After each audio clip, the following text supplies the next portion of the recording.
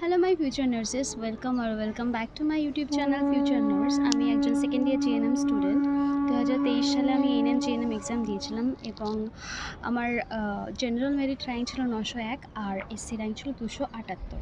তো আজকে আমি তোমাদের সাথে শেয়ার করব যে কী বুকস পড়েছিলাম আমি ডিউরিং মাই প্রিপারেশান, যাতে করে আমি এই র্যাঙ্কটা করতে পেরেছি, যাতে 2025 সালে মানে এই বছরে যারা এএনএম জিএনএম এক্সাম দিবে তাদেরও যাতে একটা আইডিয়া হয় যে কী বই পড়লে পারে তোমরা এক্সামটা ভালো করে দিতে পারবে, মানে তোমাদের প্রিপারেশনটা ভালো হবে।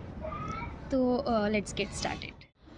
এএনএম জিএনএমের সিলেবাসটা যেটা আছে, তো সেটা 9-10 বেসিসেই মেইনলি আছে, যদিও বা ক্লাস 11-12 যেই বায়োলজি বেসিসেও কিছু কোয়েশ্চেন্স এসেছিলো 2023 সালে। তো যে কোনো এক্সাম দেওয়ার সময় আমাদের যেটা সব থেকে আগে মাথায় রাখতে হবে সেটা হলো কনসেপ্ট ক্লিয়ারেন্স। আমরা যেইটা সিলেবাস আছে একটা এক্সামের, সেই সিলেবাস অনুযায়ী আমরা পড়ব, কিন্তু সবসময় যে শুধু শর্ট কোয়েশ্চেন পড়ে যাব তা না, কনসেপ্ট আমাদেরকে ক্লিয়ার রাখতে হবে, তারপরে গিয়ে আমরা একটা এক্সাম ভালো মতো করে দিতে পারবো। তো কনসেপ্ট ক্লিয়ার করার জন্য সবার প্রথমেই সবথেকে আগে রাখতে হবে টেক্সট বুকসগুলোকে। তো আমি যে টেক্সট বুকসগুলো পড়েছিলাম সেগুলো আমি তোমাদেরকে দেখাবো। সেটা হচ্ছে প্রথমেই ছায়া প্রকাশনীর এই ক্লাস 9-এর যে বইটা, মানে যেটা আমরা ইউজুয়ালি ইউজ করি ডিউরিং আমাদের 9-10 পিরিয়ডে, সেই বইগুলোই আমার কাছে আছে।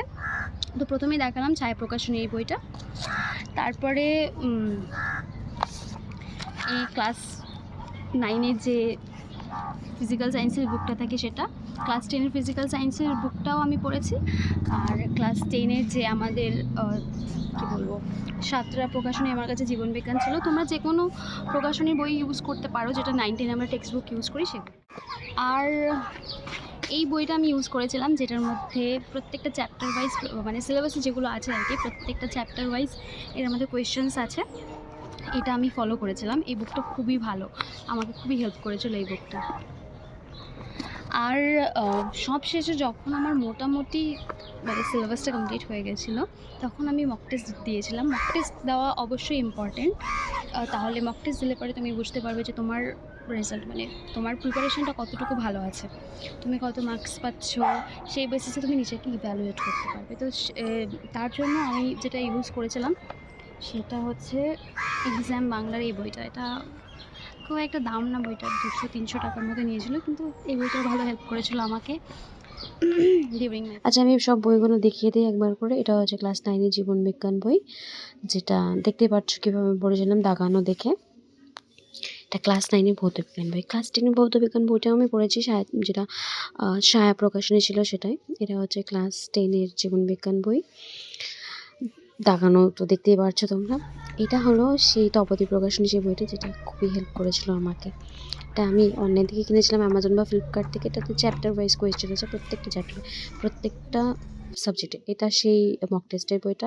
তো সবশেষে আমি একটাই কথা বলবো যে এক্সামেরই তোমরা প্রিপারেশন নাও না কোনো, প্রথম কথা টেক্সট বুক ভালো করে পড়তে হবে যাতে কনসেপ্ট ক্লিয়ার থাকে, আর তার সাথে সাথে মক টেস্ট দিতে হবে, শর্ট কোয়েশ্চেনগুলোও পড়তে হবে। আর যেহেতু মানে যেগুলো সিলেবাস আছে এএনএম জিএনএম এন্ট্রান্সে, সেগুলো পুরোটা যদি কভার নাও করতে পারো, সবগুলো থেকেই পড়বে, তাহলেই এক্সামটা ভালো হবে।